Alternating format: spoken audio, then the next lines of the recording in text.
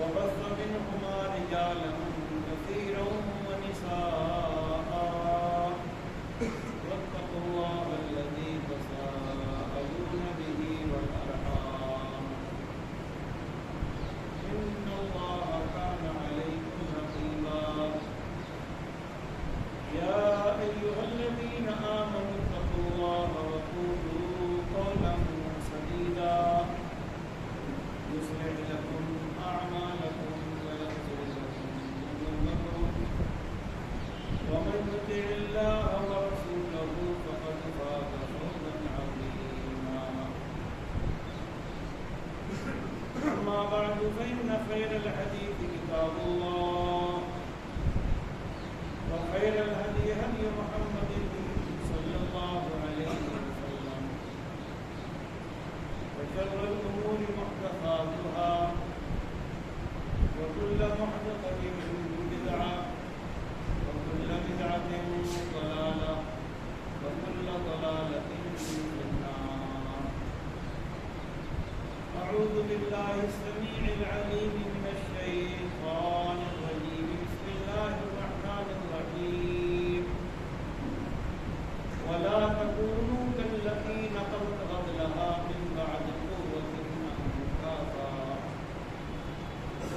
رب اشرح لي صدري ويسر لي أمري واحلل عقدة من لساني يفقهوا قولي.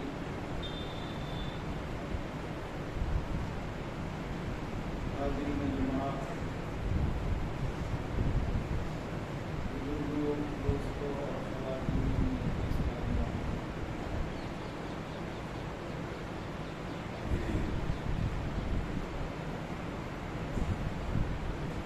تقریباً 3 ہفتہ پر رمضان کا بابرکت مہینہ شروع ہوا اور بڑی ہی تیزی کے ساتھ اس کے 2 عشرے گزر گئے اور تیسرے عشرے میں ہم داخل ہو گئے.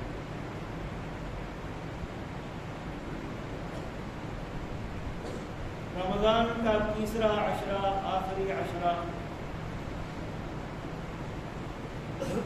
جس کے بارے میں صحیح بخاری کی ایک حدیث کے مطابق اما عائشہ صدیقہ رضی اللہ تعالی عنہا خاتم النبیین محمد رسول اللہ صلی اللہ علیہ وآلہ وسلم کا آخری عشرے میں معمول اور طریقہ بیان کرتے ہیں. کہتی ہیں کہ کان النبی صلی اللہ علیہ وسلم اذا دخل العشر شد مئزرہ واحیا لیلہ وایقظ اہلہ. کہ جب رمضان کا آخری عشرہ آتا تو نبی صلی اللہ علیہ وسلم اپنی کمر کس لیا کرتے تھے. کس چیز کے لیے؟ اللہ کی عبادت کے لیے، ذکر و اذکار کے لیے، تلاوت قرآن کے لیے، توبہ و استغفار کے لیے، سنن و نوافل کے لیے. وَأَحْيَا لَيْلَهُ، اور اس آخری عشرے کی راتوں میں آپ شب بیداری کرتے، جاگتے اللہ کی عبادت کرنے کے لیے. اور نہ صرف یہ کہ آپ جاگتے، وَأَيْقَظَ أَهْلَهُ، اپنے گھر والوں کو بھی جگاتے. یہ معمول اس ذات گرامی کا جو ہمارے لیے اسوہ اور نمونہ ہے. لقد كان لكم في رسول الله اسوة حسنة. کہ تمہارے لیے اللہ کے رسول صلی اللہ علیہ وسلم کی زندگی میں آپ کی حیات مبارکہ میں بہترین نمونہ ہے۔ اگر ہم اپنا جائزہ لیں، ہم مسلمان اپنا، تو ہم بھی اس حدیث پر بہت اچھی طرح عمل کرتے ہیں، لیکن ہمارا عمل معکوس۔ اللہ کے نبی صلی اللہ علیہ وسلم آخری عشرے میں کمر کستے تھے، تیاری کرتے تھے۔ ہم بھی آخری عشرے میں تیاری کرتے ہیں۔ کس چیز کی؟ عید کی تیاری، شاپنگ، سوئیاں اور نہ جانے کیا کیا۔ آپ کا عمل وَأَحْيَا لَيْلَهُ، آخری عشرے کی راتوں میں آپ جاگا کرتے تھے، ہم بھی جاگتے، ہم بھی جاگتے۔ آپ کو مسلم کالونیوں میں رات کے 2-2, 3-3 بجے تک بازار کھلے ہوئے ملیں گے، جو عید قریب آ رہی ہے، رمضان جیسے جیسے گزر رہا۔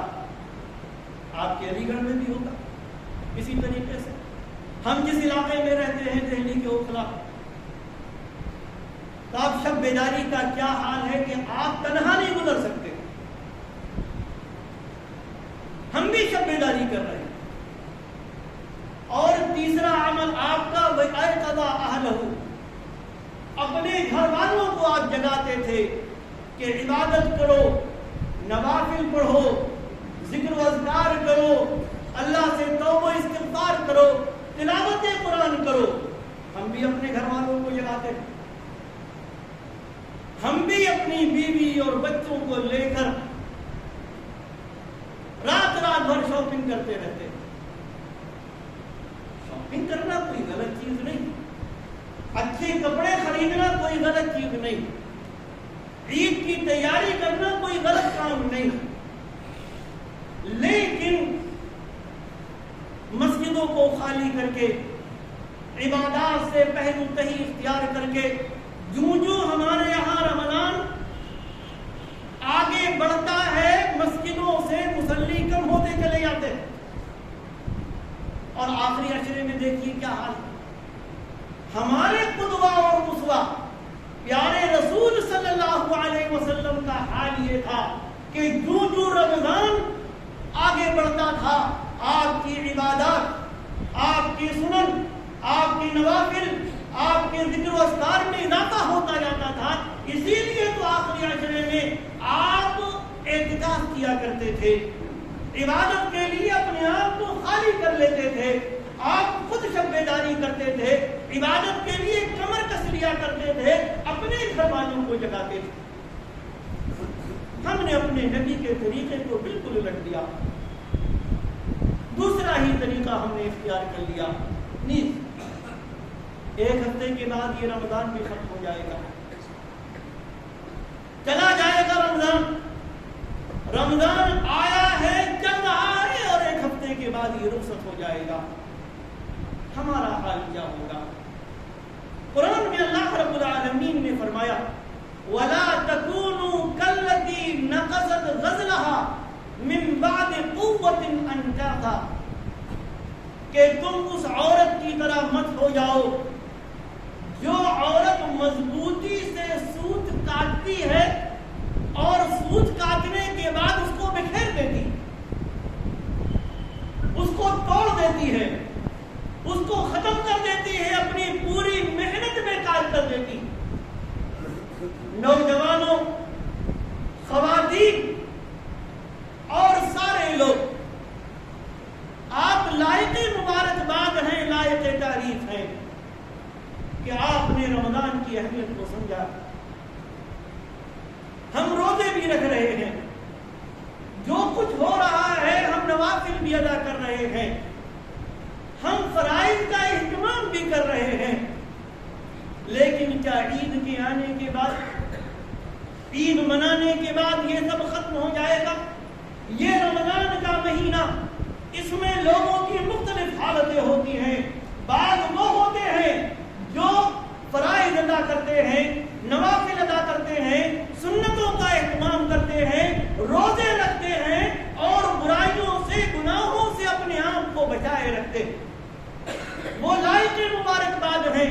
دعا کریں کہ اللہ تبارک و تعالی ان کی تمام عبادات کو قبول فرمائے, اور ساتھ ہی یہ بھی دعا کریں کہ رمضان کے گزرنے کے بعد ان میں استمرار برقرار رہے, ہمیشگی برقرار رہے, اس میں کمی نہ آنے پائے.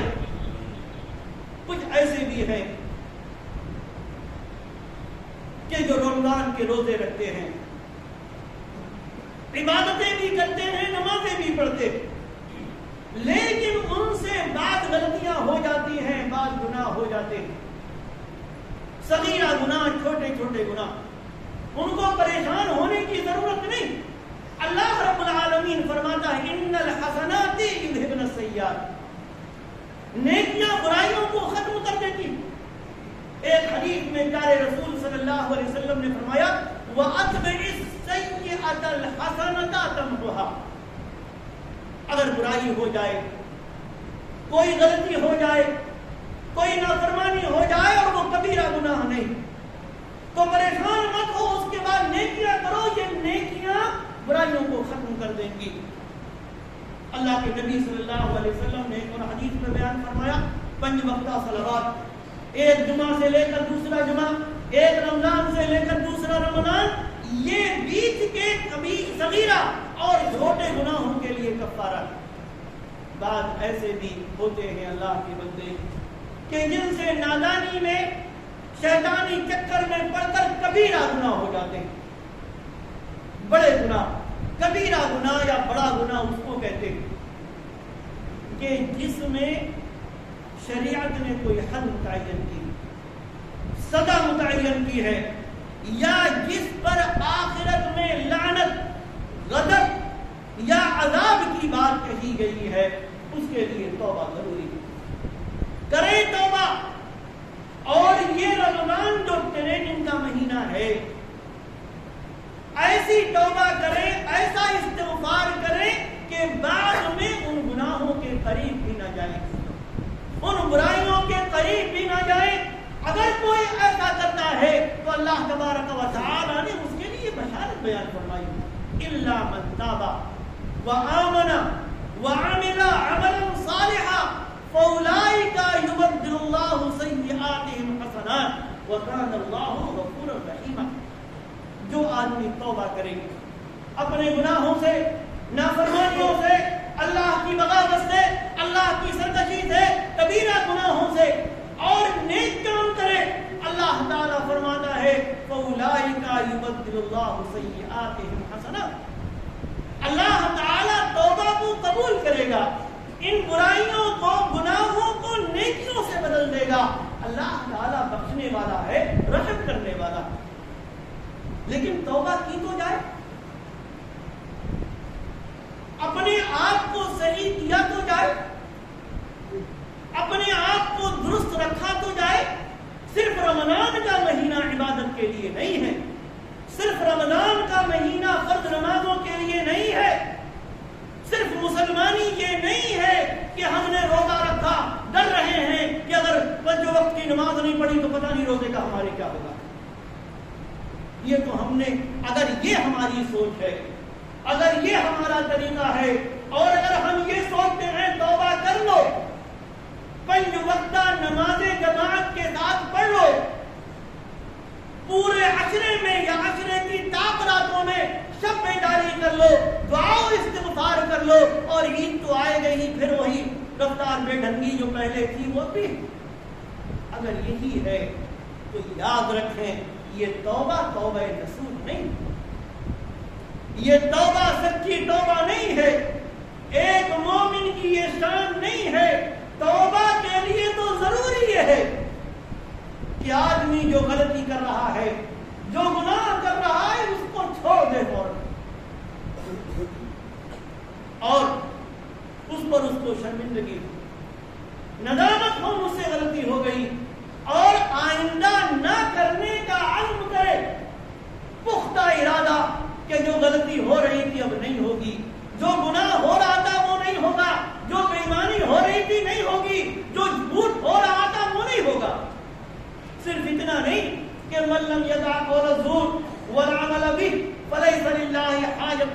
يدع طعامه وشرابه.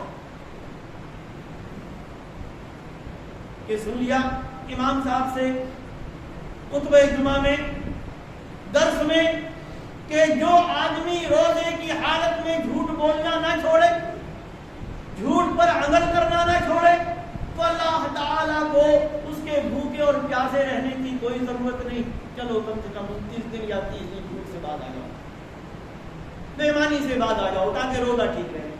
اس کے بعد تو پھر 11 بجے چھوٹ جی نہیں. جھوٹ جھوٹوں پر اللہ کی لعنت کی بات رب کائنات نے بیان فرمائی. جس طریقے سے رمضان میں جھوٹ بولنا گناہ ہے، ویسے ہی رمضان کے بعد بھی جھوٹ بولنا گناہ. جس طریقے سے رمضان میں بے ایمانی جائز نہیں ہے، ویسے ہی رمضان کے بعد بھی جائز نہیں. جس طریقے سے اپنے روزے کا ثواب پانے کے لیے 5 وقتہ صلوات رمضان میں ضروری ہیں، ویسے ہی رمضان کے بعد بھی ضروری ہے. وَاعْبُدْ رَبَّكَ حَتَّى يَأْتِيَكَ الْيَقِينُ. قرآن بھی پڑھ لیا کریں ہم اور آپ کے لیے، قرآن بھی پڑھا کریں. رب ہم سے کہتا کیا ہے، رب ہم سے چاہتا کیا ہے، رب کے احکامات کیا ہیں. صرف وقتی مسلمان اللہ تعالیٰ بنانا نہیں چاہتا، وقتی محبت نہیں بلکہ ہمیشہ کی محبت. فرمایا رب کائنات نے اپنے نبی کو مخاطب کرتے ہوئے وَاعْبُدْ رَبَّكَ حَتَّى يَأْتِيَكَ الْيَقِينُ. اور یہ صرف نبی کو خطاب نہیں ہے بلکہ پوری امت کو خطاب ہے کہ اپنے رب کی عبادت کرو موت کے آنے تک. موت کے آنے تک اپنے رب کی عبادت کرو. 5 وقتہ صلوات یہ فرض ہے، واجب ہے، ضروری ہے. اور یاد رکھیں شرک کے بعد اگر کوئی سب سے بڑا گناہ ہے تو وہ فرض نماز کو چھوڑنا. فرض نماز کو چھوڑنا سب سے بڑا گناہ ہے شرک کے بعد. ہم نے تو دین کی تعبیر ہی دوسری کر دی، ہم نے تو دین کی تعبیر ہی الٹ کیا. دیکھیے ابھی ایک اور جمعہ آئے گا، اس میں دیکھیے کیا حال ہوگا. لوگ 1 گھنٹہ پہلے مسجد میں پہنچ جائیں گے. جمعۃ الوداع، نہ جانے ہم کون سا اسلام پڑھتے ہیں، نہ جانے ہم نے کون سے اسلام کی تعبیر کی ہوئی ہے، کون سا اسلام اپنایا ہوگا. رب کائنات تو ہر جمعے کے بارے میں فرماتا ہے کہ اذا نودی للصلاۃ من یوم الجمعہ فاسعوا الی ذکر اللہ وذروا البیع ذلکم خیر لکم ان کنتم تعلمون. کہ اے ایمان والو، اے مومنو، ایمان کا دعویٰ کرنے والوں، جب بھی اذان دی جائے جمعہ کے لیے، جب بلایا جائے جمعہ کے لیے، فاسعوا الی ذکر اللہ وذروا البیع، چھوڑ دو اپنا کاروبار، چھوڑ دو اپنی مشاغل، چھوڑ دو اپنی مصروفیات، چھوڑ دو اپنا کام کاج، بند کر دو دکانیں اور اللہ کے ذکر کی طرف جلدی کرو. اگر تم یہ سمجھتے ہو تو تمہارے لیے بہتر. ہم تو ایک آخری جمعہ پڑھیں گے اور اس کے بعد دیکھیے جمعے کی بھی توفیق ہوتی نہیں ہوتی ہم میں سے بہت سارے. یہ ہر جمعے کے لیے پورے سال کے جمعوں کو نشان لگا لیا اپنے کیلنڈر میں، گن لیں کتنے جمعے ہیں. صرف ایک جمعے کی بات نہیں. جو کہا گیا کہ عبادت کرو قیامت کی اپنی موت کے آنے تک، یہ صرف رمضان کی 5 وقتہ صلوات نہیں ہے اللہ کے بندو، بلکہ ہر دن کی 5 وقت کی نمازیں ہیں.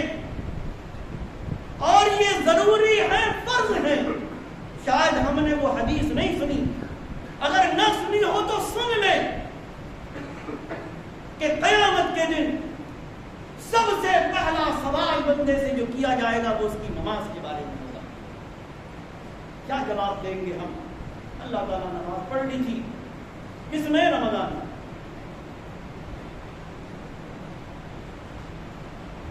تو یہ رمضان تو گزر جائے گا، گزر رہا ہے، پلک جھپکتے 1 ہفتہ گزر جائے گا.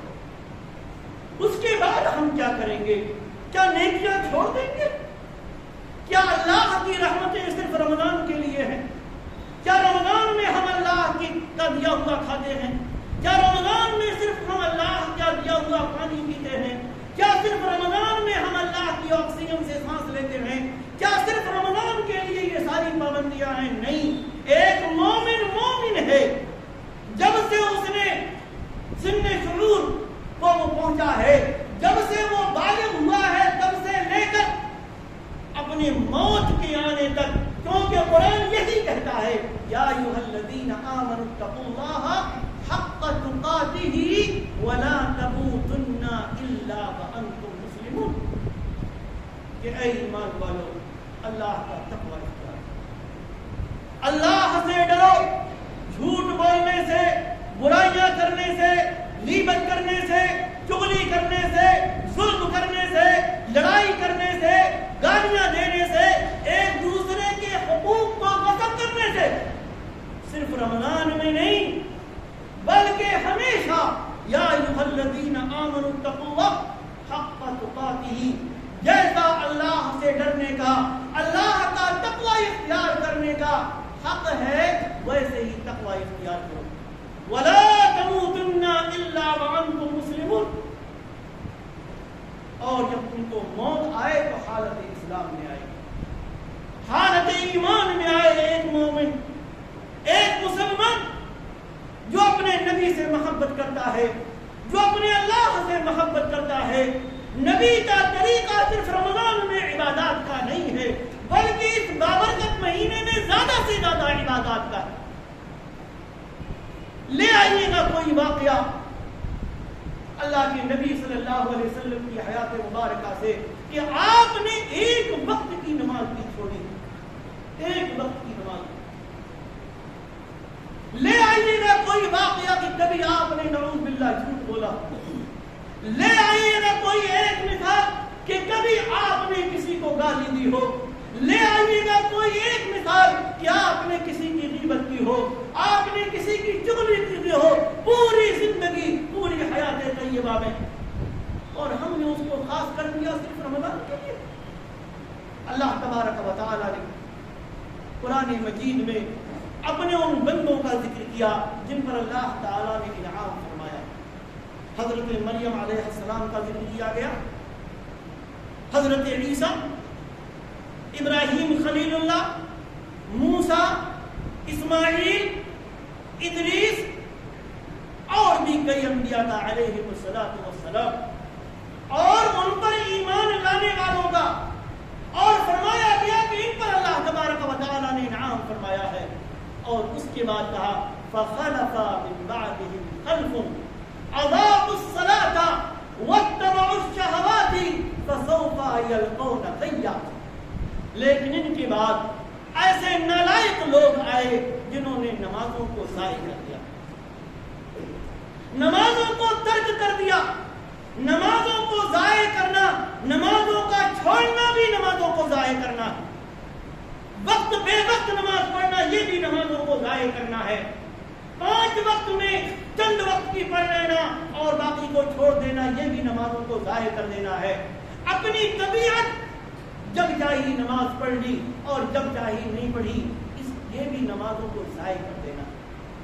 فرمایا ان کے بعد ایسے لوگ آئے جنہوں نے نمازوں کو ضائع کر دیا. واتبعوا الشہوات، اور اپنی خواہشات کی پیروی. یہ 1 مہینہ تو جیسے تیسے کر کے گزار لیا، لیکن اس کے بعد پھر وہی خواہشات، جو میرا دل چاہے گا وہ کروں گا. نماز چھوڑنے کے بارے میں، زکات نہ دینے کے بارے میں، صدقات نہ کرنے کے بارے میں، جھوٹ بولنے کے بارے میں، غلطی کرنے کے بارے میں، گناہ کرنے کے بارے میں. اللہ تعالیٰ نے فرمایا فسوف یلقون غیا. یہ نمازوں کو چھوڑنے والے، نمازوں کو ضائع کرنے والے، اپنی خواہشات کی پیروی کرنے والے، کتاب و سنت کو ترک کر دینے والے، یہ عن قریب ہلاکت و بربادی کا سامنا کریں گے. اور بعض مفسرین نے بیان کیا ہے کہ غی جہنم کی ایک وادی، یعنی عن قریب وہ جہنم میں جائیں گے الا من تاب وآمن وعمل صالحا فاولئک يدخلون الجنہ ولا یظلمون شیئا. لیکن کن لوگوں نے توبہ کی، نیک اعمال کیے وہ جنتوں میں جائیں گے اور ان پر کچھ بھی ظلم نہیں کیا جائے گا. یہ توبہ کا مہینہ ہے، یہ توبہ کے ایام ہے، یہ استغفار کے ایام ہے. ہم اپنی زندگی کا ایک ایک کر کے محاسبہ کریں. ہماری 20 سال 30 سال 40 سال 50 سال جو زندگی گزر گئی ہے، ایک ایک گناہ کو یاد کر کر کے روئیں رب کائنات کے سامنے. استغفار کریں، سچے دل سے توبہ کریں، سچی توبہ کریں، توبہ نصوح کریں اور عزم کریں کہ چاہے رمضان ہو یا غیر رمضان ایک مسلمان ہی بن کر رہے گا. وہ تارک صلاۃ نہیں بنے گا، وہ جھوٹ بولنے والا اپنے آپ کو نہیں ثابت کرے گا، وہ دوسروں کے لیے ظالم نہیں ہوگا، وہ ظلم نہیں کرے گا، وہ دوسروں کے حقوق کو غصب نہیں کرے گا، دوسروں کے حقوق کی رعایت کرے گا. کیونکہ اللہ تعالیٰ تو فرماتا ہے جب تک تمہاری موت آئے تم مسلمان بن کر رہو، تم مومن بن کر رہو.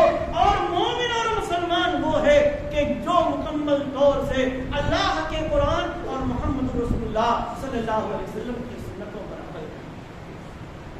غنیمت جانے اس رمضان اور رمضان کے گزرنے کے بعد اللہ کے واسطے اپنی حالت بدل نہ دے،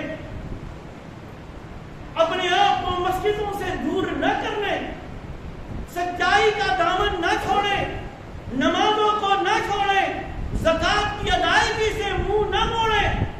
اور اگر ہم یہ سب کریں گے، ہم نے نمازیں چھوڑ دی، ہم نے مسجدوں کو ترک کر دیا، ہم نے مسجدوں کو خالی کر دیا، پھر وہ رب کائنات اگر ہم کو سزا دیتا ہے تو کیا وہ ظالم ہوگا؟ ان اللہ لا یغیر ما بقوم حتی یغیروا ما بانفسہم. اللہ تعالیٰ نے فرمایا کہ رب کسی قوم کی حالت اس وقت تک نہیں بدلتا جب تک کہ لوگ خود اپنی حالت نہ بدل دیں. کیوں ہم رمضان کی حالتیں اپنی 11 مہینے بدل دیتے ہیں؟ تو اگر اللہ تبارک و تعالیٰ اپنی رحمتوں کو ہم سے کھینچتا ہے، عذاب میں ہم کو مبتلا کرتا ہے، خوف میں ہم کو مبتلا کرتا ہے، تو پھر اللہ ہم پر ظالم نہیں. کیوں؟ اس لیے کہ یا تو رب کا خوف ہوگا یا دوسروں کا خوف ہوگا اس دل میں.